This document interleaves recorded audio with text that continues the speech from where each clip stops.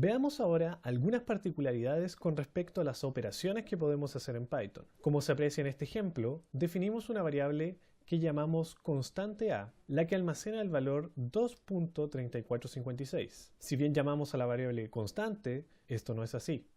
Podríamos cambiar el valor actual por otro a través del operador asignación. O en otras palabras, constante a continúa siendo una variable. Sin embargo, para efectos de este curso, cuando una variable se escribe con mayúsculas y separando cada palabra con guiones bajos, entenderemos que se trata de una constante y no debería cambiar más adelante. En la siguiente instrucción, intentamos asignar el valor actual de constante a, o sea 6, a la constante 5.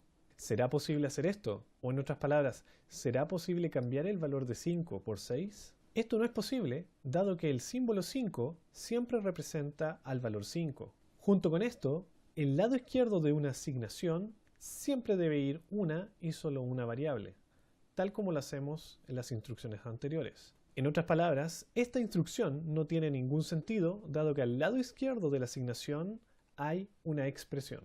Veamos otros casos particulares. El siguiente caso sí que puede que los sorprenda. En este ejemplo, dividimos el número 31 por el número 14, obteniendo como resultado el valor 2. Desde el punto de vista aritmético, el resultado no es correcto dado que se han truncado los decimales. Sin embargo, hay que recordar que Python es un lenguaje y como tal, los símbolos y los operadores no tienen por qué cumplir con las reglas que conocemos. En este caso, cuando ambos operadores son enteros, el resultado de la división arrojará solo la parte entera. Cuando uno de los operandos incluye una parte decimal, entonces Python entiende que el resultado de la división debe incluir la parte decimal. Esto va a resultar útil cuando programemos. Luego, los números en Python se dividen en dos, los que son enteros o int, que viene de la palabra integer, y aquellos que incluyen la parte decimal, en este caso float o flotantes. ¿Por qué esta diferencia?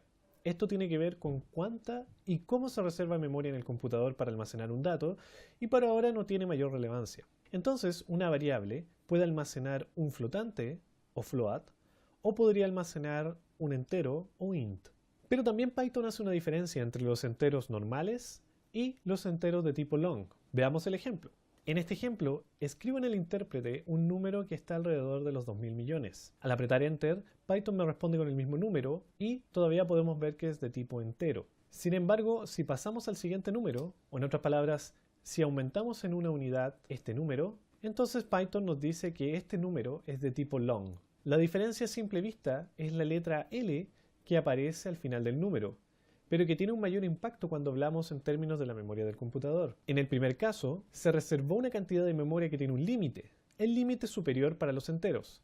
O en otras palabras, este es el último valor entero que podemos representar en esta máquina. Sin embargo, al superar este límite, debemos asignar aún más memoria para poder almacenar el siguiente valor, el cual corresponde a un long.